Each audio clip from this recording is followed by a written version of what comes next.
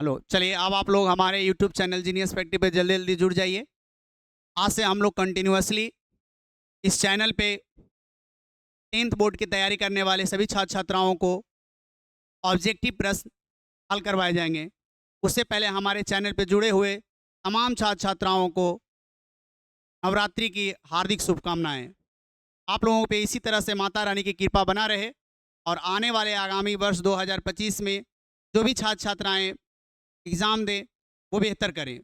चलिए इसी शुभकामनाओं के साथ हम लोग आगे बढ़ते हैं और कुछ महत्वपूर्ण क्वेश्चन, जो फर्स्ट टॉपिक है गणित का वास्तविक संख्या रियल नंबर, उससे संबंधित कुछ क्वेश्चन हम आप लोगों के सामने लाएंगे, जिसे हम लोग आप लोगों के सहयोग से सॉल्व करेंगे। तो सबसे पहले आप लोग कॉपी पेन लेकर के रेडी हो जाइए और वो जो क्वेश्चन सॉल्व करवाएंगे उसमें आप लोग सहयोग करें। और जब भी आप लोग जब ऑनलाइन पढ़ाई करें तो कभी भी उसको मूवी की तरह ना देखें कि ये लगता है कि हम लोग फिल्म देख रहे हैं, रील्स देख रहे हैं। पढ़ाई को पढ़ाई के नज़रिया से समझना है आप सब लोगों को।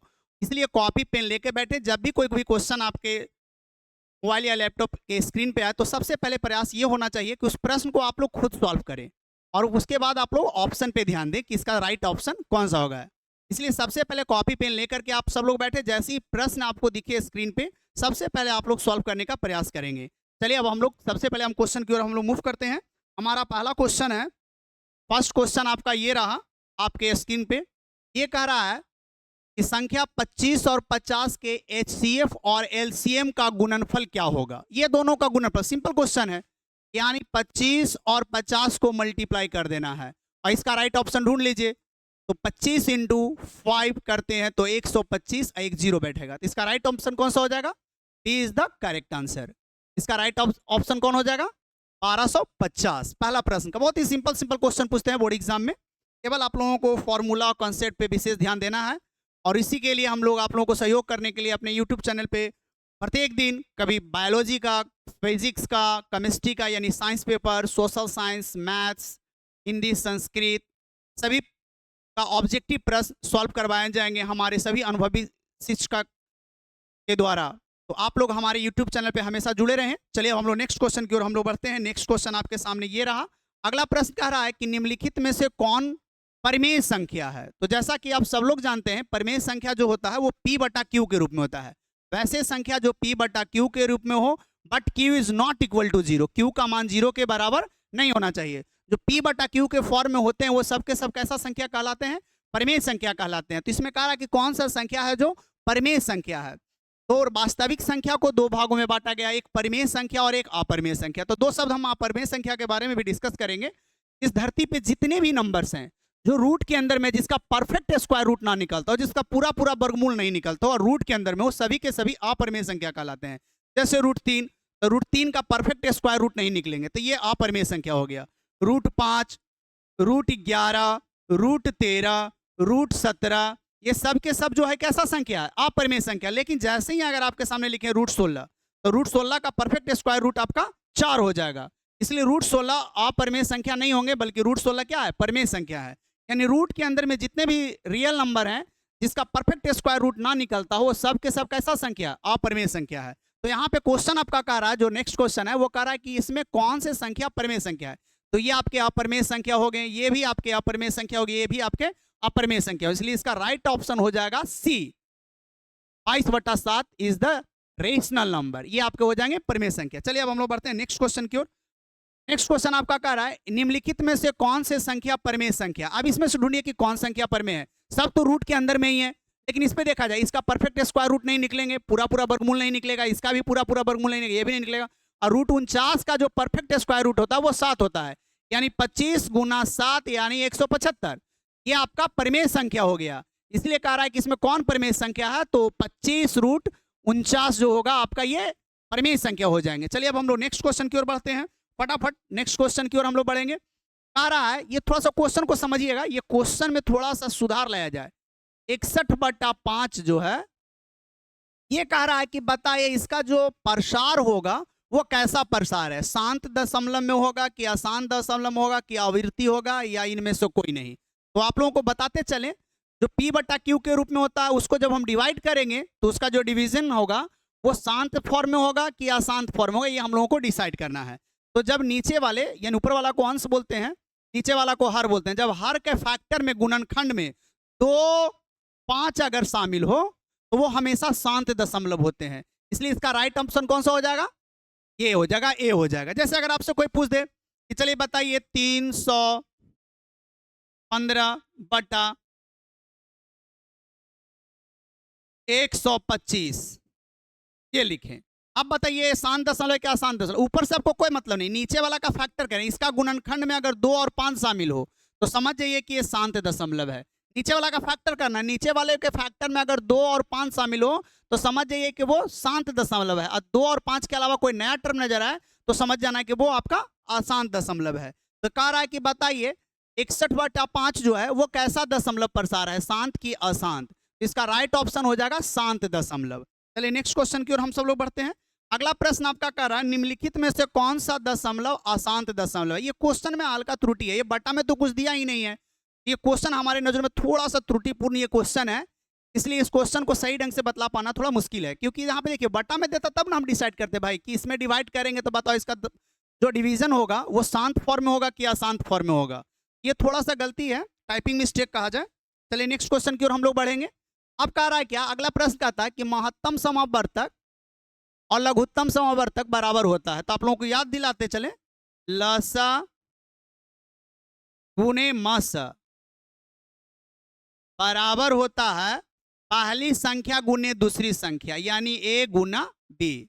यानी कह सकते हैं LCM into HCF is equal to first number into second number.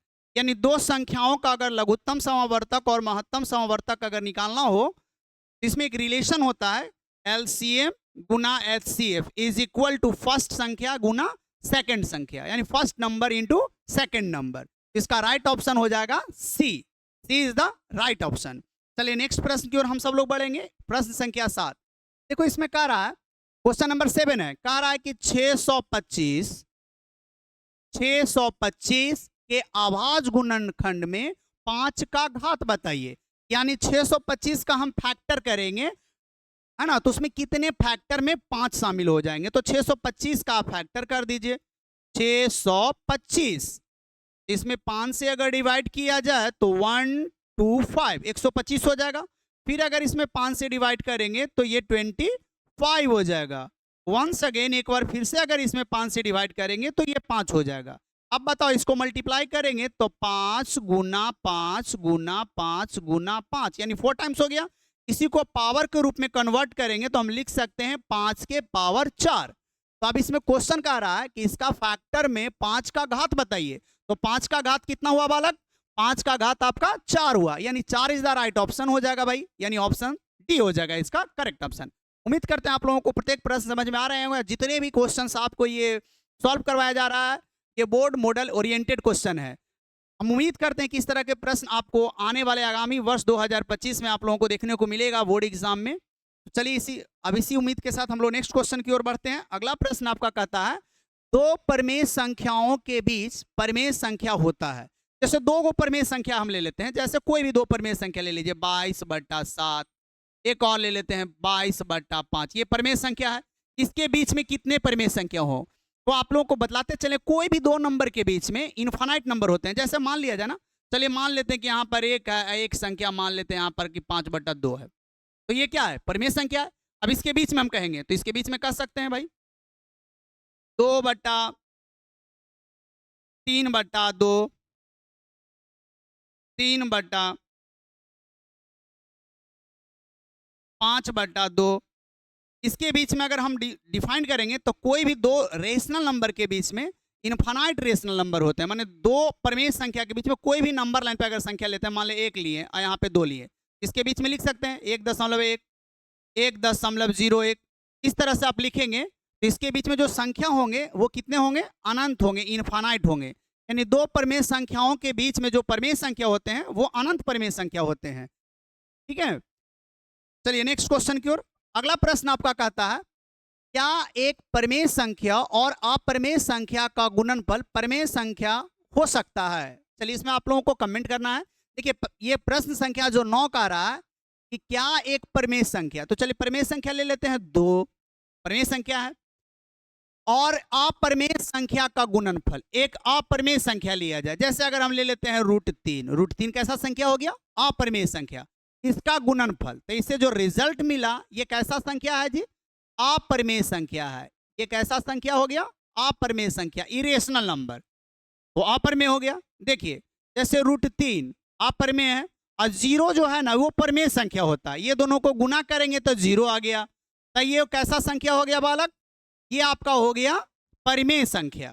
तो हम यहाँ पे कह सकते हैं कि परिमेय संख्या और अपरिमेय संख्या का गुणनफल अपरिमेय संख्या भी हो सकता है और परिमेय संख्या भी हो सकता है। इसलिए प्रश्न संख्या 9 का जो राइट ऑप्शन हो जाएगा वो हो जाएगा सी। इसका राइट ऑप्शन कौन सा हो जाएगा? सी हो जाएगा। क्योंकि देखिए आपके सामने बोर्ड पे एग्जांपल के तौर पे हम रखे हुए हैं, 2 हुआ जो रेशनल नंबर हुआ परिमेय संख्या, और √3 जो हुआ आपका हो गया अपरिमेय संख्या। ये दोनों का जो गुणनफल हम लिए तो रिजल्ट जो हमें मिला वो एक अपरिमेय संख्या मिला। जैसे अभी नेक्स्ट एग्जांपल में देखा जाए, √3 जो है आपका अपरिमेय संख्या जबकि 0 है परिमेय संख्या, ये दोनों को गुना किए तो 0 आया। 0 कैसा संख्या? परिमेय संख्या।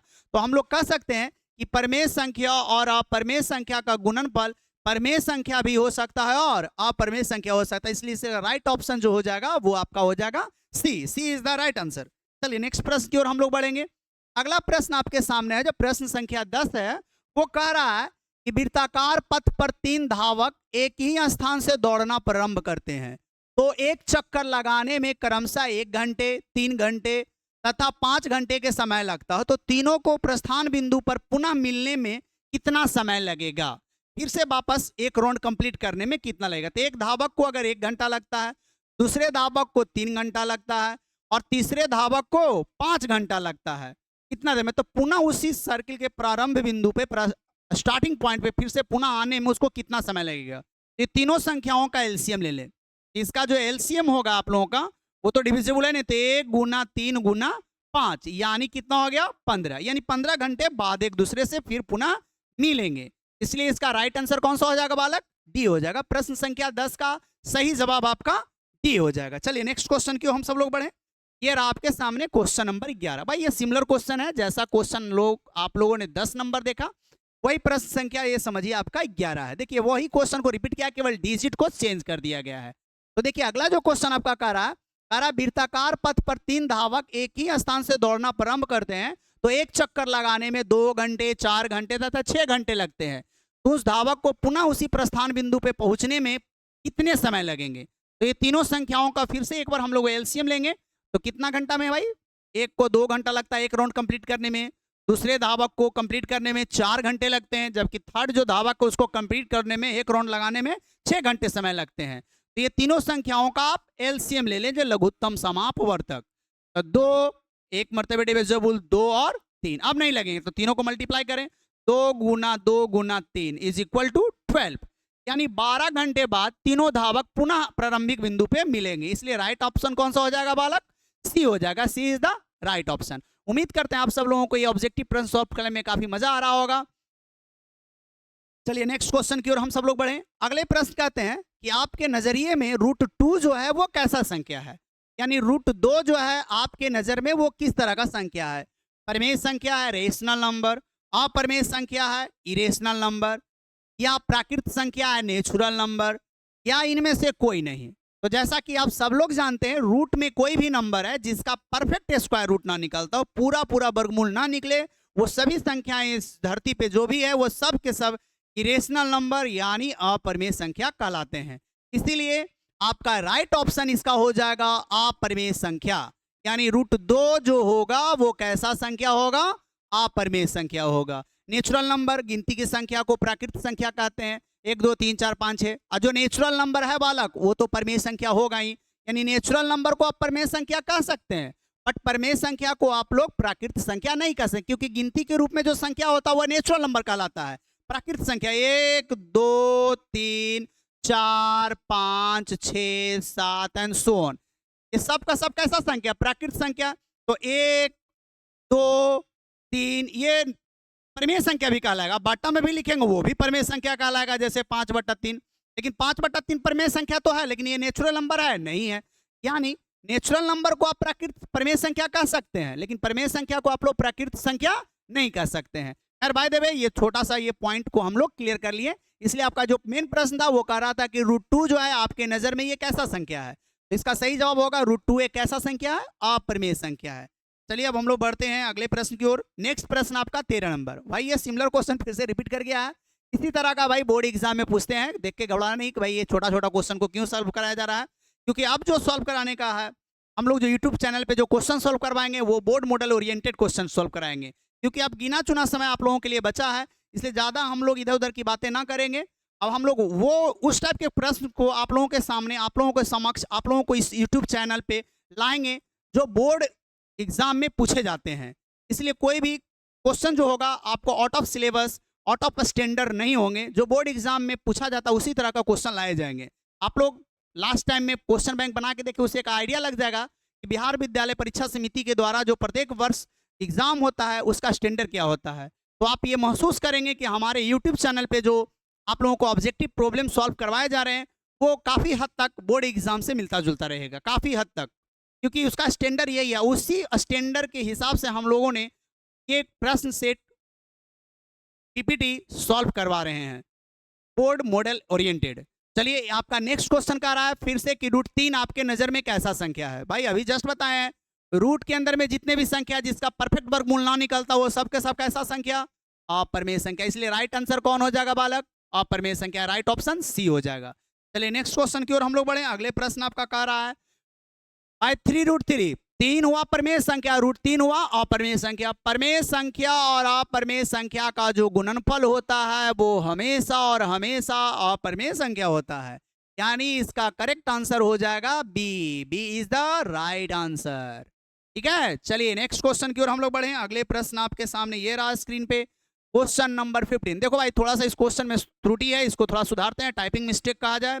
x² - 5x + 4 = 0 कह रहा है कि दिए गए समीकरण का जो हल होगा, जो x का मान निकलेगा वो कैसा होगा, पूर्णांक होगा, यानी निगेटिव संख्या और पॉजिटिव संख्या का जो सदस्य होता है, परिमेय और अपरिमेय संख्या का जो पूर्णांक संख्या, धनात्मक संख्या और ऋणात्मक संख्या के समूह को पूर्णांक संख्या कहते हैं। तो पूर्णांक संख्या होगा, भिन्न संख्या होगा माने अंश बटा हर के रूप में होगा, या अपरिमेय संख्या होगा रूट के रूप में होगा, या वास्तविक संख्या नहीं होंगे। तो इसमें हम लोग ढूंढ लेते हैं सही आंसर कौन सा होगा। तो पहले यहाँ से x का वैल्यू निकालो, इस समीकरण को सॉल्व करो। तो 4x - x इसका फैक्टर कर रहे हैं बालक। इसमें से x को अगर हम कॉमन ले लें, x को यदि कॉमन ले लिया जाए बालक, तो देखो x बाहर निकल गया, तो x - 4 आ रहा है बात समझ में। यहाँ पे आपका कितना हो गया, -1 को यदि कॉमन ले लें तो x - 4, क्लियर है। तो ये दोनों कॉमन हो जाएगा भाई, तो x - 4 × x - 1 = 0। यहाँ से x का एक वैल्यू 4 निकलेगा, एक x का वैल्यू 1 निकलेगा। तो इस समीकरण का दो मान निकला, एक 1 निकला और एक 4 निकला। अब ये आपको डिसाइड करना है ये जो संख्या है 1 और 4 ये कैसा संख्या है। क्या ये भिन्न संख्या है? नहीं भाई, भिन्न संख्या जो अंश बटा हर के रूप में होता है। क्या अपरिमेय संख्या? बिल्कुल नहीं है। जो अपरिमेय संख्या होता है जो रूट के अंदर में होता है, जिसका परफेक्ट स्क्वायर रूट नहीं निकलते हैं, यानी ये आपका अपरिमेय संख्या भी नहीं है, वास्तविक संख्या नहीं भाई। ये दुनिया में जितना भी संख्या वो वास्तविक संख्या ही तो होता है, ठीक है। तो ये भी गलत जवाब हो गया, इसलिए राइट आंसर कौन हो जाएगा, इंटीजर नंबर, पूर्णांक संख्या। इस दिए गए समीकरण का जो हल होगा वो कैसा संख्या होगा बालक, पूर्णांक संख्या होगा। चले अब हम लोग बढ़े नेक्स्ट क्वेश्चन की ओर। अगला क्वेश्चन भाई ये रिपीट कर गया क्वेश्चन, माफ कीजिएगा हमें जरा, ये फिर से इसका ऑप्शन कौन हो जाएगा, बी हो जाएगा, ठीक है। चलिए अगले प्रश्न की ओर हम लोग बढ़े। नेक्स्ट क्वेश्चन आपका कहता है कि बताया जाए ये जो दिया हुआ जो टर्म है ये परिमेय संख्या है या परिमेय संख्या या पूर्णांक संख्या। चलिए आप लोगों को बताते चलें, जो परिमेय संख्या होता है उसमें जब तुम किसी भी संख्या से डिवाइड करोगे तो डिवीजन जो होगा उसका प्रसार दो स्टाइल में होगा, ये शांत दशमलव होगा या अशांत दशमलव होगा। तो परिमेय संख्या जैसे इसमें भागा दोगे तो 3.5, इसको हम लोग बोलेंगे शांत दशमलव, क्योंकि भाग देने के बाद पूरा पूरा कट गया, ठीक है ना, ये रिपीटेशन नहीं हुआ। तो ये आपका हुआ परिमेय संख्या जिसका दशमलव प्रसार है वो कैसा है, शांत दशमलव है। अगला अगर वही बात करें 2/3, भाई 2 में तो 3 से भागा दो, इसका जो रिजल्ट आएगा 0.66666 एंड डॉट डॉट डॉट, ये आपका हुआ अशांत दशमलव। चलिए इसको थोड़ा सा एक बार फिर से हम क्लियर कर दें। नीचे वाले टर्म में हर वाला का अगर गुणनखंड में 2 और 5 अगर शामिल है तो वो शांत दशमलव होंगे, 2, 5 के अलावा कुछ भी टर्म आएंगे तो वो सब के सब कैसा दशमलव होंगे, अशांत दशमलव होंगे। तो ये 2/3 है, तो 3 जो हुआ इसका फैक्टर करोगे तो इसमें तो 2 और 5 आएगा ही नहीं, ये अशांत दशमलव है, तो देखो भाई अशांत है, जा रहा है तो जा रहा है। अब अशांत दशमलव में क्या होता है कि अशांत दशमलव आपका परमेय संख्या भी हो सकता है और अपरमेय संख्या भी हो सकता है। इसको थोड़ा सा हम लोग क्लियर करें। देखो बालक, इसमें समझना ये है आप सब लोगों को कि जब हम किसी संख्या में डिवाइड करें, अब वो अशांत दशमलव है, वो अशांत दशमलव जिसका दशमलव प्रसार अशांत है, तो अशांत दशमलव वो परमेय संख्या भी हो सकता है और अपरमेय संख्या भी हो सकता है। अब ये हम कैसे डिसाइड करेंगे कि दशमलव के फॉर्म में, जैसे ये लिख दिया, ये 17 नंबर क्वेश्चन है, मान के चलिए 1 इस तरह से दिया हुआ प्रश्न है। अब बताओ ये परमेय है कि अपरमेय?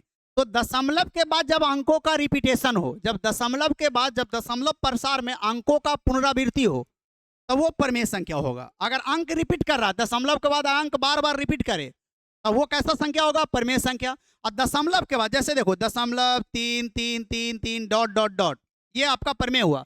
और दशमलव के बाद अंकों का पुनरावृत्ति ना हो, 3 7 8 9 2 1 जा रहा है डॉट डॉट डॉट, तो ये आपका हो गया अपरमेय संख्या। उम्मीद करते हैं ये बात समझ में आप लोगों को आ गया होगा।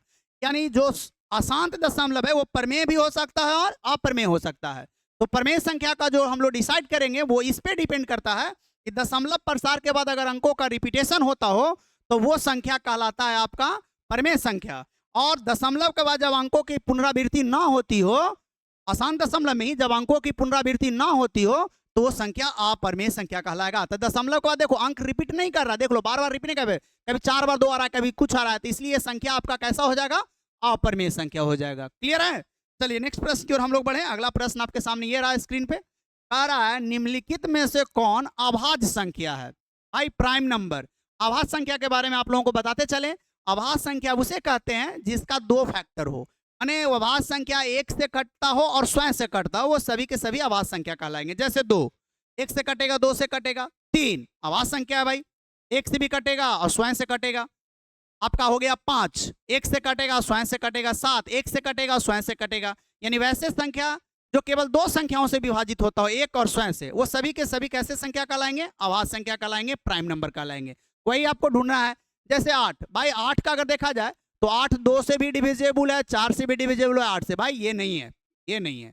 9 देखा जाए तो ये आपका 1 से भी कट रहा है, 3 से भी कट रहा है, 9 से भी कट रहा है, भाई ये भी नहीं चलेगा, ये भी नहीं चलेगा। 11 देखा जाए, पहले 15 को देख लीजिए।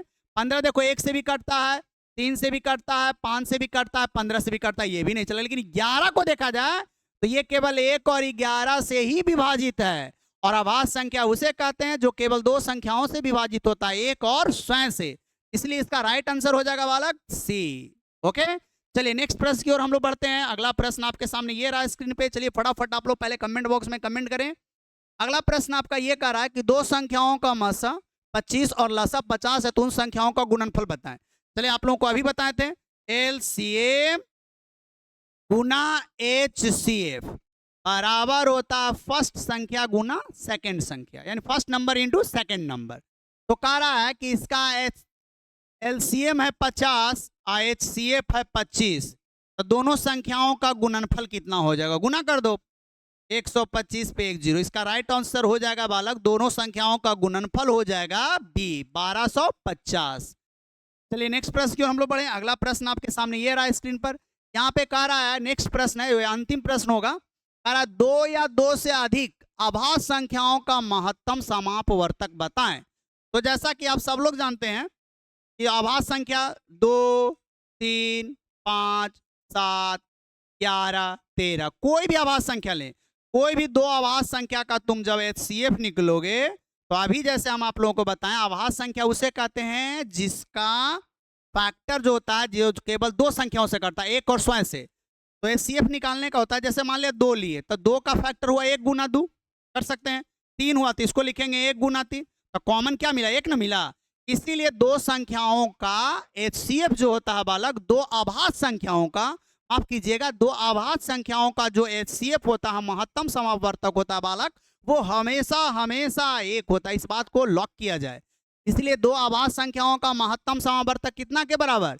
1 के बराबर होता है। ठीक है, इसलिए राइट आंसर कौन हो जाएगा? ए हो जाएगा। ए इज द करेक्ट आंसर। उम्मीद करते हैं आज के ये ऑनलाइन सेशन में आप लोगों को 20 महत्वपूर्ण प्रश्न सॉल्व करवाया गया, काफी अच्छे लगे होंगे। इसी तरह से हमारे यूट्यूब चैनल पे आप सब लोग जुड़े रहें और आप उन महत्वपूर्ण प्रश्नों को आप लोगों को सॉल्व कराया जाएगा। चलिए बहुत बहुत धन्यवाद।